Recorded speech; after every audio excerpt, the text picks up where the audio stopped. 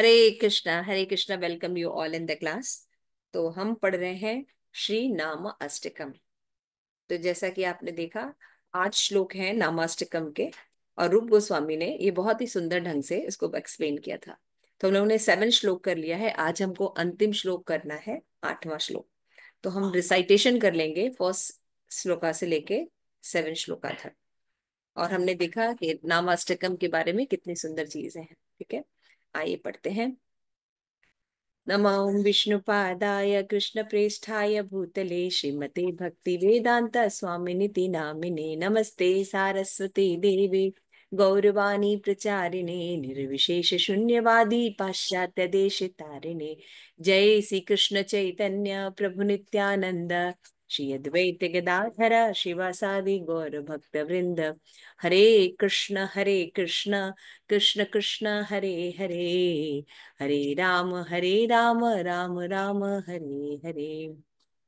शिल प्रभुपाद की जय। तो श्लोका नंबर 1 है। निखिल श्रुत मौली रत्नमाला दुति निराजित पाद पंकजांत अयि मुक्त कुलेरुपास्यमानं परितस्वाम हरिनाम संश्रयामि। ठीक है। हे हरिनाम, आपके चरण कमलों की उंगलियों की स्तुति निरंतर उन रत्नों की माला से हो रही है जिन्हें उपनिषद कहते हैं, जो सभी वेदों में मुकुट रत्न है तथा नारद एवं शुकदेव आदि मुक्तात्माओं द्वारा आपकी सदैव पूजा की जाती है। हे हरिनाम, मैं आपकी पूर्णतः शरण ग्रहण करते करता हूँ। तो इसको हमने बहुत अच्छे से डिस्कस किया था कि किस तरह से हरिनाम की महिमा है। आइए नेक्स्ट। जय नामधेय मुनि वृंद गेय हे जनरंजनाय परमक्षराकृते त्वं मनादरापि मनागुदीरितं निखिलोग्रतां पटलिं विलुम्पसि। हे पवित्र नाम, हे मुनियों द्वारा गाए जाने वाले, हे अपने भक्तों के आनंद हेतु दिव्य अक्षरों का रूप धारण करने वाले, आपकी जय हो। चाहे अनादर से ही क्यों न लिया गया हो, किंतु थोड़ा सा भी उच्चारण करने पर आप जापक के भयंकर कष्टों की राशि का नाश कर देते हैं। ये है हरि नाम की महिमा। फिर तीसरे श्लोक में हमने देखा था,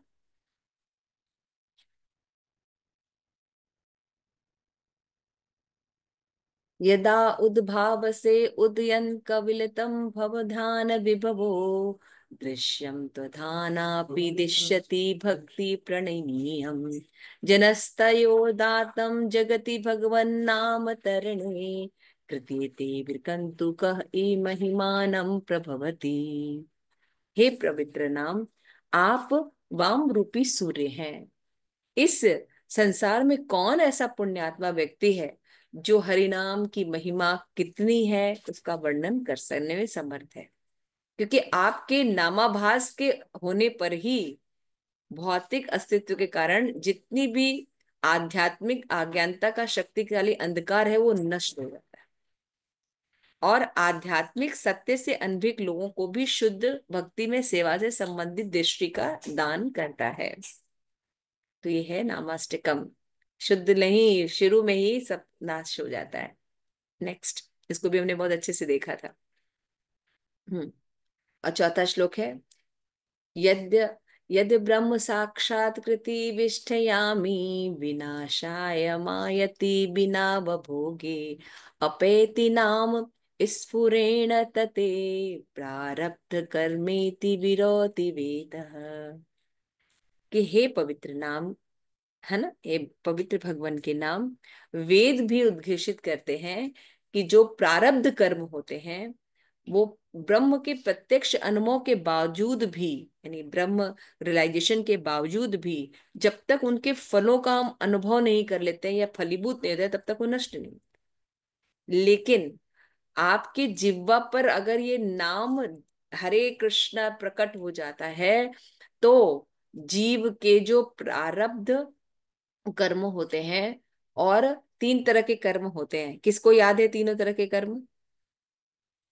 एक होते हैं,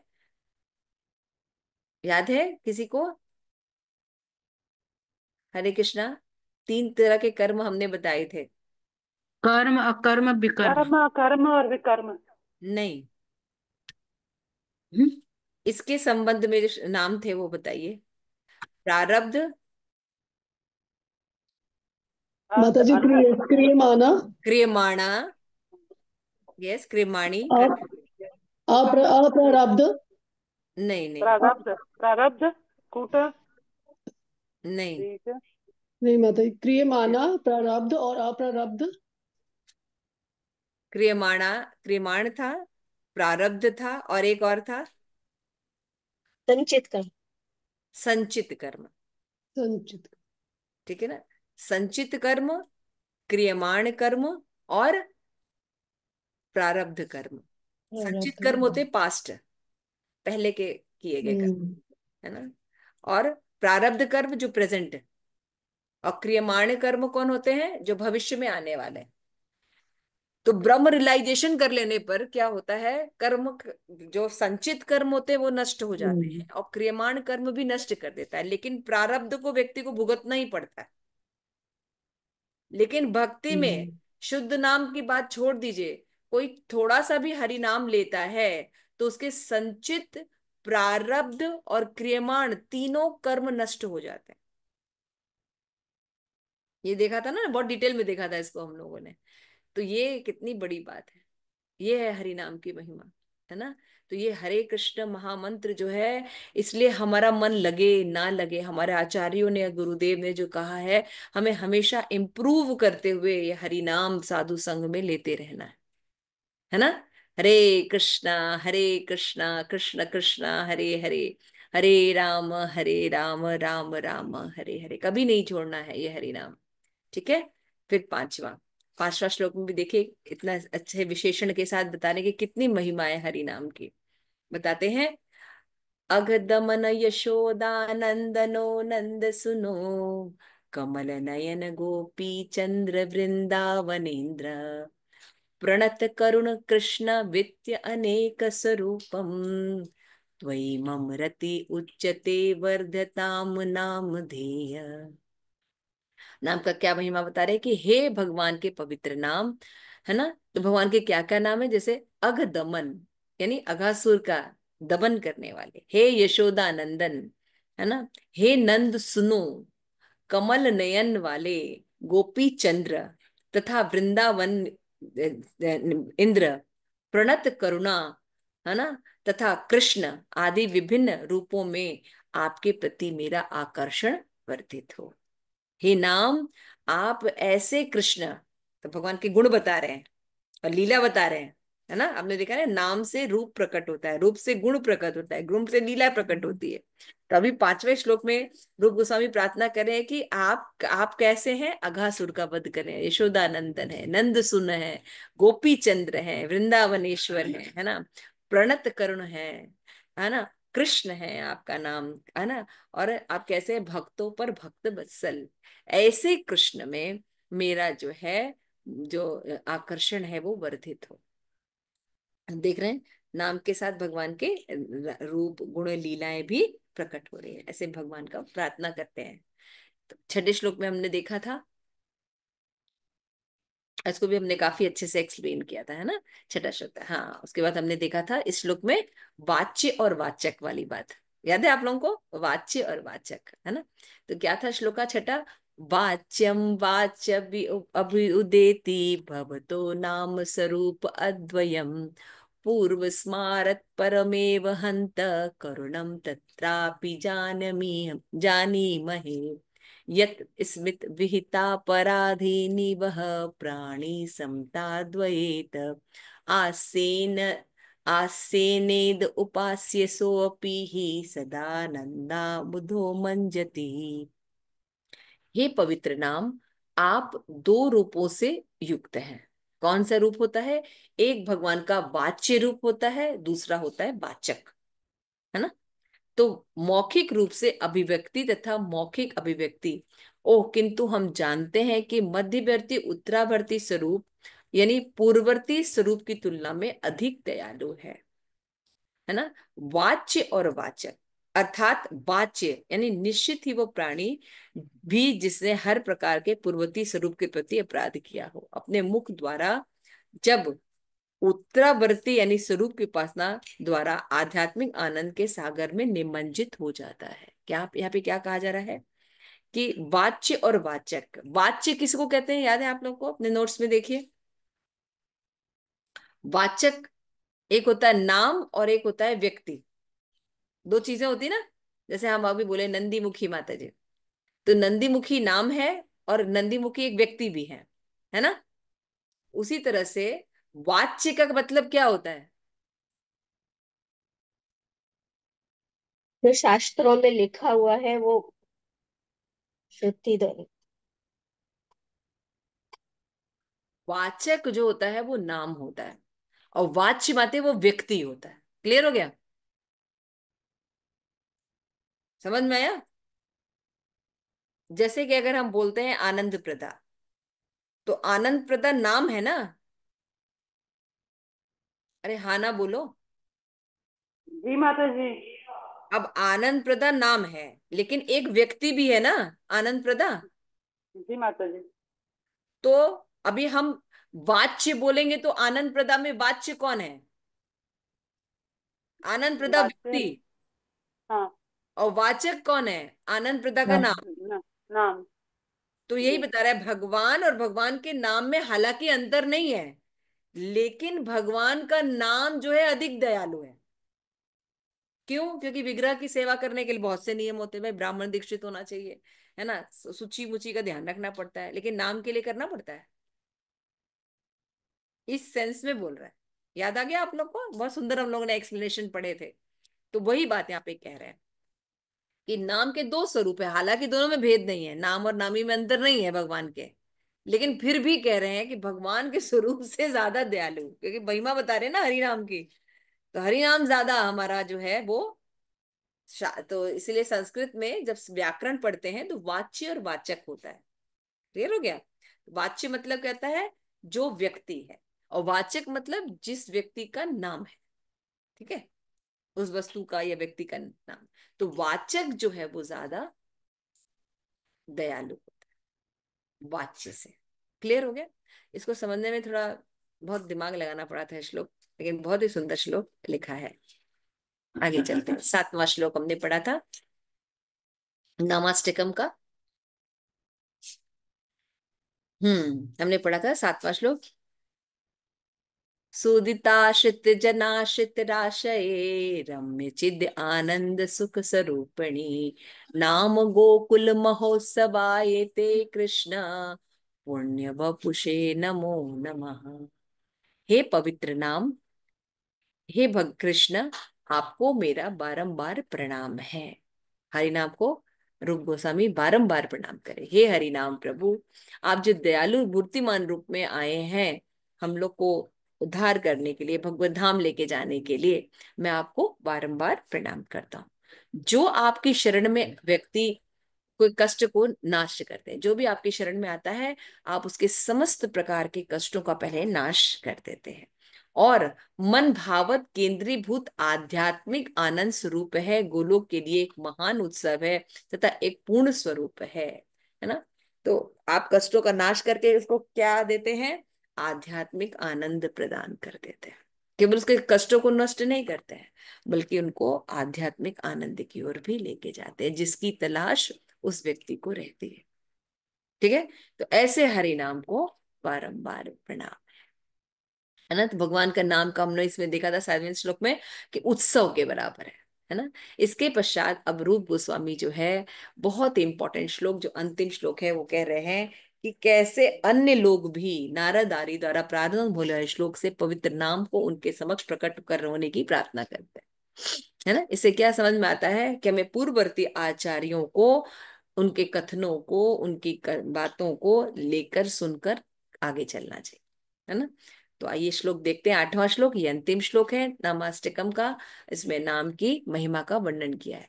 नारद वीणो जीवन सु सुधोर्मी नया समा माधुर्य पुरी पुरम त्वं कृष्ण नाम कामम स्फुरं मे रसनेन रसने रसेन सदा।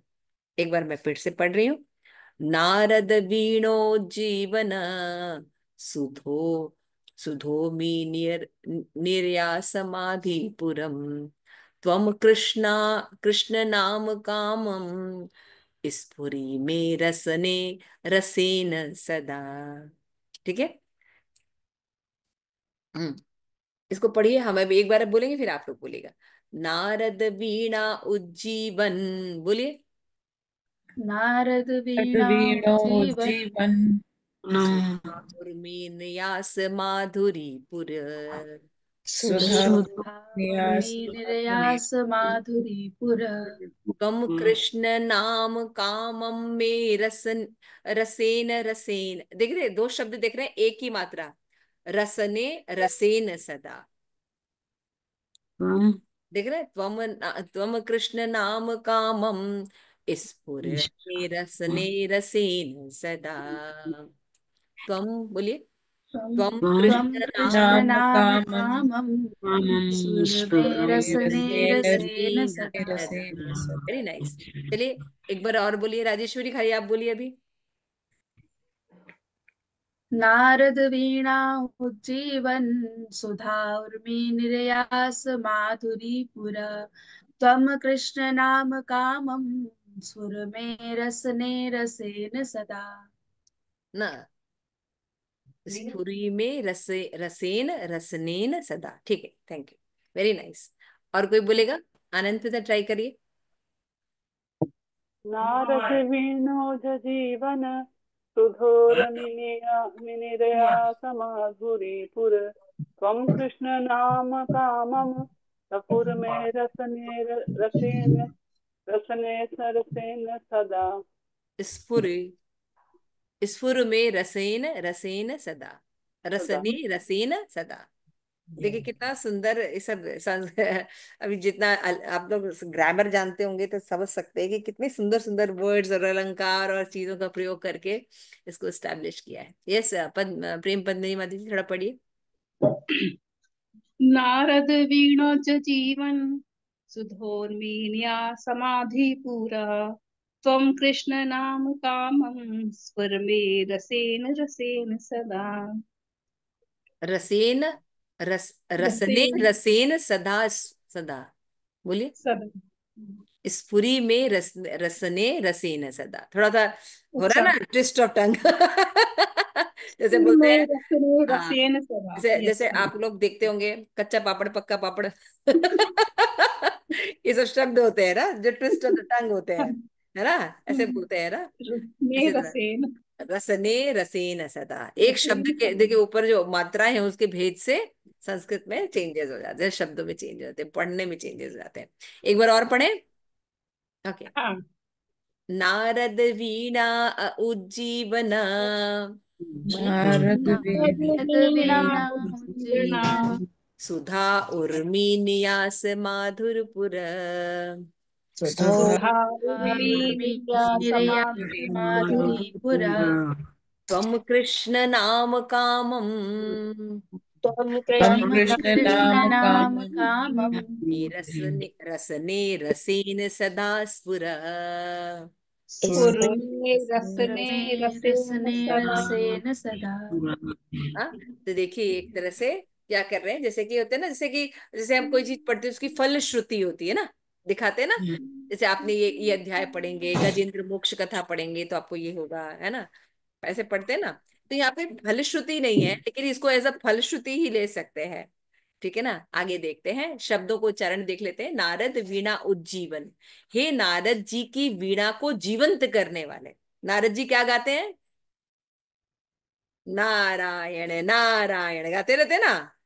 तो नाम से तो उसकी वीणा जीवंत होती है ना? नारद मुनि के वीणा को जीवंत करने वाले सुधा उर्मी नियास माधुरी पुर, कि हे अमृत की लहरों से निर्यासित माधुर्य से युक्त। तो भगवान का नाम कैसा है? समस्त माधुर्य। भगवान और भगवान के नाम में अंतर नहीं है। त्वम कृष्ण नाम, है ना? हे कृष्ण के पवित्र नाम।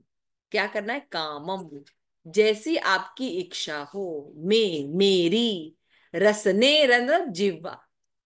रसने माने रसना नहीं, कंपनी वाला नहीं, रसने।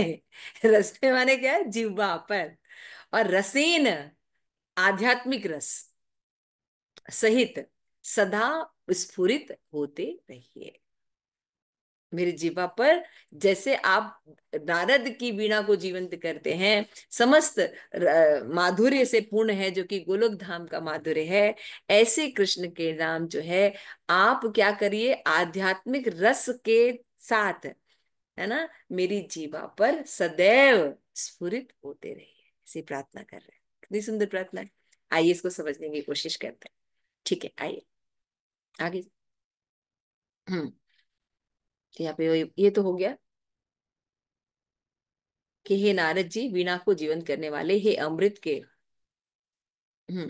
यानी टीका टीका टीका से पहले जैसा एक बार वो बताते परिभाषा, अनुवाद, हाँ, कि हे नारद जी की वीणा को जीवंत करने वाले, हे अमृत की लहरों से निर्यासित माधुर्य की बाढ़, हे श्री कृष्ण के पवित्र नाम, कृपया अपनी इच्छा अनुसार आप आध्यात्मिक रस सहित मेरी जिह्वा पर निरंतर प्रकट होते रहिए।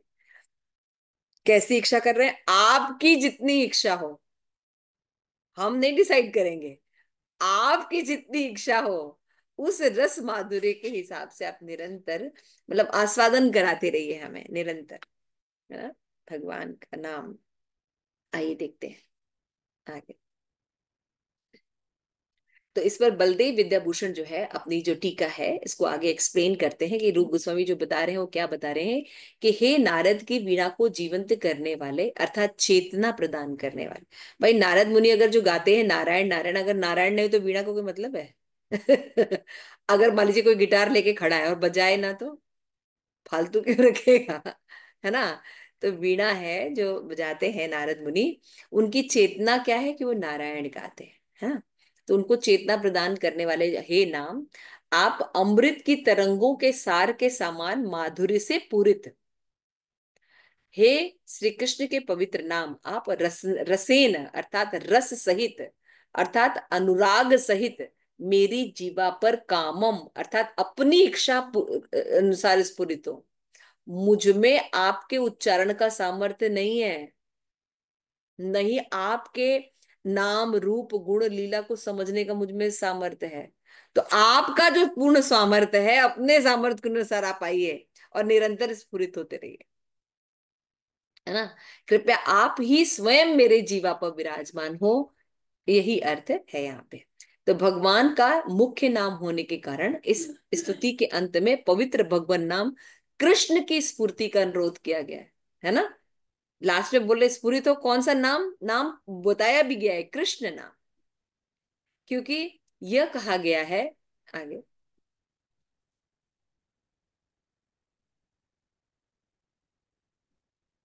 है ना। ये कहा गया है कि भगवान का जो नाम है भगवान से अभिन्न है, और भगवान अनंत है तो भगवान का नाम में भी अनंतता है। उसको मनुष्य जीवन में या एक जीव को समझने में सामर्थ्यता नहीं होती। तो जीव अगर बोलेगा तो क्या बोलेगा? एक पर्टिकुलर चीज ही मांगेंगे, एक एक छोटे सी चीज ही मांग लेंगे। इसलिए वो रिक्वेस्ट कर रहे हैं कि आप अपने सामर्थ्य के अनुसार हम पर प्रकट होइए। तो इसकी जो ऐसे ऐसे जो प्रार्थनाएं हैं और लोगों ने भी की है, जिसका उदाहरण बलदेव विद्याभूषण देते हैं कि हम नाम से ही बोलते हैं कि आप स्वयं मेरे जीवा पर उच्चारित हो जाइए, है ना। तो प्रभास पुराण में नारद जी ने कुशध्वज के मध्य हुए संवाद संवाद में ऐसा कहा है। भक्ति विलास में ये आता है, नाम नाम मुख्य तरम नाम कृष्ण आख्यम में परम तप। हे परम तप, मेरे पवित्र नामों में सर्वाधिक महत्वपूर्ण पवित्र नाम कृष्ण है। तो यहाँ इस्टेब्लिश करे रूप गोस्वामी कि कैसे ये हरे कृष्ण जो है ये महामंत्र है। मंत्र तो बहुत से हैं, है ना, लेकिन जो ये हरे कृष्ण महामंत्र है इसमें जो कृष्ण का नाम, इसमें देखिए कोई बीज मंत्र नहीं है, ओम क्लिम ये सब यूज नहीं किया गया है, सीधे भगवान और भगवान का नाम, भगवान की शक्ति है ना। इसलिए ये महामंत्र विशेष है, इसकी महिमा विशेष है। और ये इतना गोपनीय मंत्र है कि गोलोक में इसको स्वयं श्रीमती राधा रानी उच्चारण करती हैं, और ये नाम हमें प्रकट किया है बिना योग्यता के। आप समझिए कितना हमें गिफ्ट मिला है। तो ये अन्य पुराणों में भी ये बात कही गई है कि ये जो पवित्र नाम है, ये इसमें सबसे जो आकर्षित है वो कृष्ण है ना। तो इन 8 श्लोकों के पाठ का लाभकारी परिणाम इन 8 श्लोकों द्वारा ही स्पष्ट है, इसलिए पृथक रूप से इसका श्रुति वर्णन नहीं किया गया है ना। क्योंकि हर श्लोक में क्या बताया गया है, नाम है, हे नाम आप अखिल अखिल निखिल श्रुत मौली रत्नमाला। सभी वेद पुराण में जो उपनिषद भी हैं वो आपके चरण कमलों का अभिवंदन करते हैं, केवल नख का कर पाते हैं, है ना। तेरे कितनी महिमा है भगवान। तो हर श्लोक में जो हरि नाम का जो वर्णन किया गया है उसमें ही उनका श्रुति फल है। तो अलग से श्रुति फल इसीलिए इस नामा अष्टकम का रूप गोस्वामी ने नहीं लिखा है। जैसे जनरली किसी भी अष्टक को गाते हैं तो उसका श्रुति फल लास्ट में जरूर गाते हैं, है ना, लेकिन यहाँ पे नहीं है। जैसे कि आपने देखा है ना, बोला प्रलय प्रयोदि जले, है ना, सुना है। उसमें लास्ट में पूरा देखे फिर बोलते हैं जो इसको पढ़ता है ना, ऐसे बोला जाता है, हमेशा होता है। लेकिन इस नामाष्टकम के बाद रूप गोस्वामी ने इसका श्रुति फल नहीं दिया, बल्कि क्या दिया, हर श्लोक ही श्रुति फल है। ठीक है, आगे।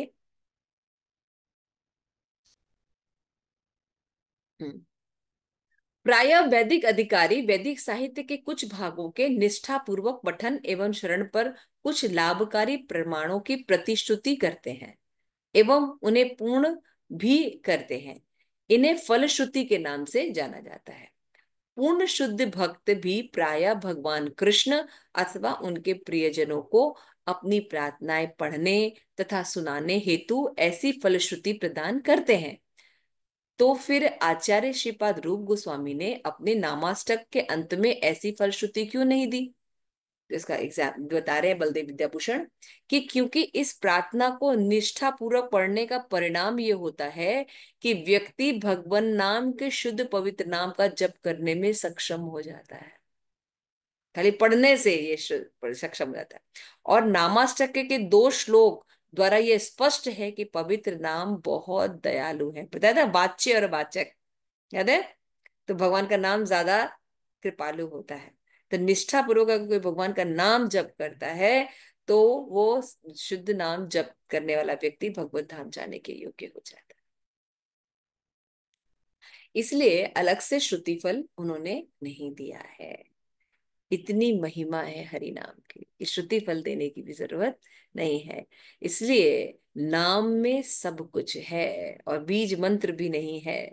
इसलिए जो मंत्र नहीं दिया है हमें, ये हमें महामंत्र दिया गया है।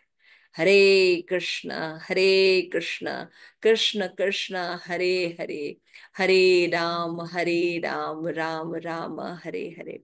इसलिए हरि नाम को हमें जितनी भी हमारी निष्ठा है हमारे जीवन में, अगर हम बहुत सिंसियर हैं, बहुत ईमानदार हैं, बहुत बहुत बहुत प्रेम करना चाहते हैं, आसक्त तो होना चाहते हैं, हमें ये अपनी सारी निष्ठा किस में लगानी चाहिए? हरे नाम में लगानी चाहिए। क्योंकि इससे बड़ा गिफ्ट इस समय कलयुग में मिलेगा नहीं, है ना। ये गोलोक का प्रेम धन जो कि अत्यंत गोपनीय है, ये चैतन्य महाप्रभु की कृपा से हमें ऐसे ही प्राप्त हो गया है, जिसमें फलश्रुति बोलने की जरूरत नहीं है, ये अपने आप में फलश्रुति। हरे कृष्णा। श्री नामाष्टकम की जय। जय। श्रील प्रभुपाद की जय। निताई गौर प्रेमानंदे। हरि हरि।